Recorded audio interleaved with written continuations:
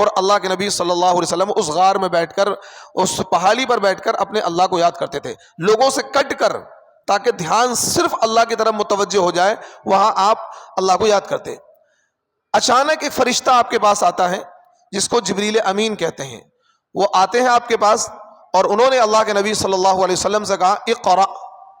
اللہ کے نبی نے جواب دیا ما انا بقاری، کیونکہ انہوں نے لفظ اقرا بولا، اقرا کے معنی پڑھنا۔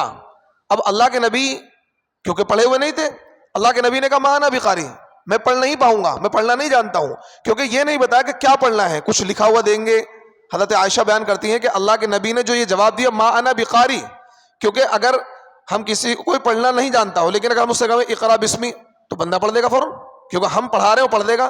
لیکن حضرت جبریل امین نے کہا اقرا، آپ پڑھیے، تو اللہ کے نبی نے کہا ما انا بقاری، میں پڑھا ہوا نہیں ہوں، کیونکہ یہ نہیں بتایا کہ آپ کو کوئی تحریر پڑھنی ہے یا کچھ پڑھنا ہے۔ پھر دوبارہ حضرت جبریل امین نے آپ کو اپنے سینے سے لگایا، زور سے بھینچا اور پھر کہا اقرا، پڑھیے۔ اللہ کے نبی نے وہی جواب دیا ما انا بقاری، میں پڑھا ہوا نہیں ہوں۔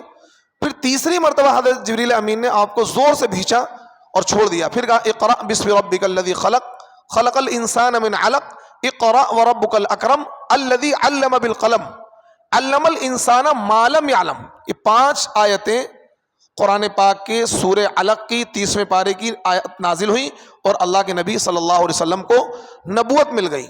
آپ علیہ السلام نے ان کلمات کو سنا اور بعین ہی ان کلمات کو پڑھا، لیکن وحی کا بوجھ اس کی وجہ سے آپ پر گھبراہٹ اور کپکپاہٹ طاری ہو گئی، اور پھر جبریل امین کو اپنی اصلی حالت میں دیکھا۔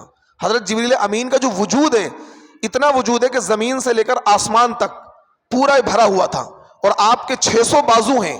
اب ظاہر سی بات ہے نبی علیہ السلام بشر ہیں، بتقاضۂ بشریت یہ 2 چیزیں، ایک تو وحی کا بوجھ اور دوسرا حضرت جبریل امین کو اپنی اصلی حالت پر دیکھنا۔